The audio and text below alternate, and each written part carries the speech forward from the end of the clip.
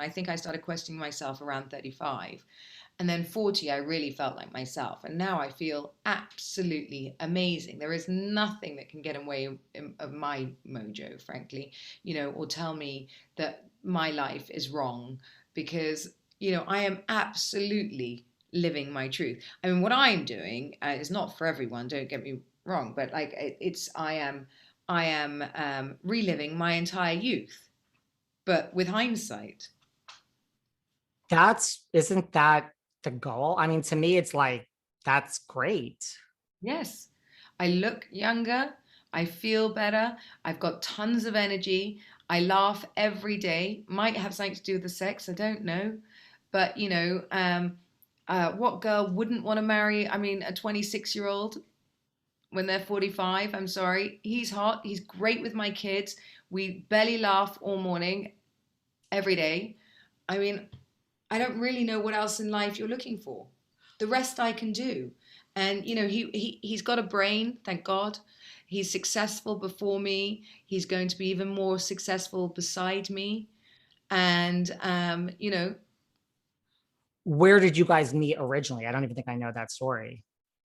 I met him in Orange County. I've Really? never been. Yes, yes. He was doing his masters there, so I'd never been over there. But I met him in Orange County.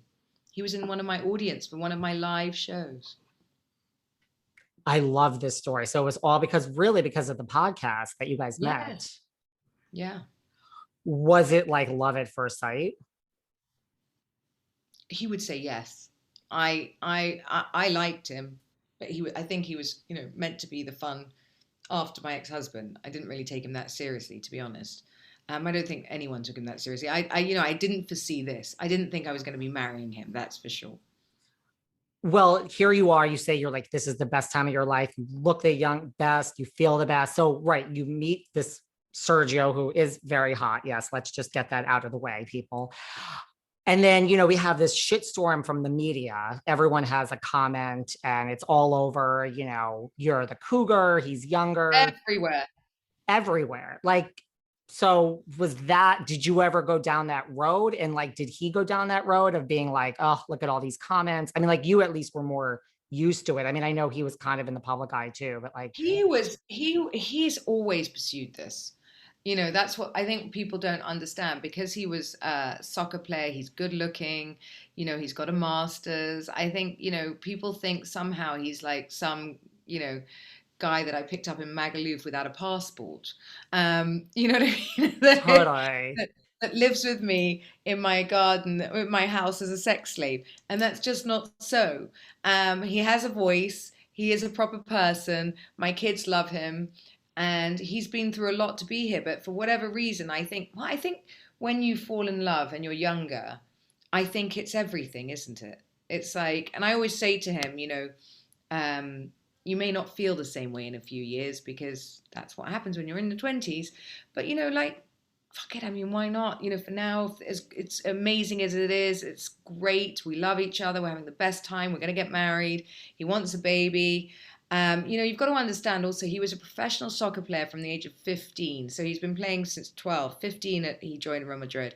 So I think, he really feels like he grew up quite young. He traveled the world. And so I guess, maybe by the time he was that age, he was just ready. He was ready.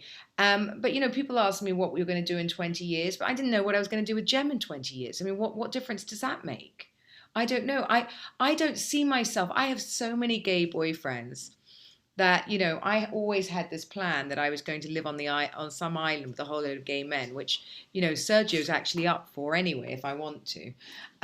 So I'm going to create my own reality, and I, what mine and Sergio's relationship looks like in 20 years may be something that we negotiate, and that's between us. Well, I'm sure if you went to the island with all your gay friends, none of them would argue with Sergio being there.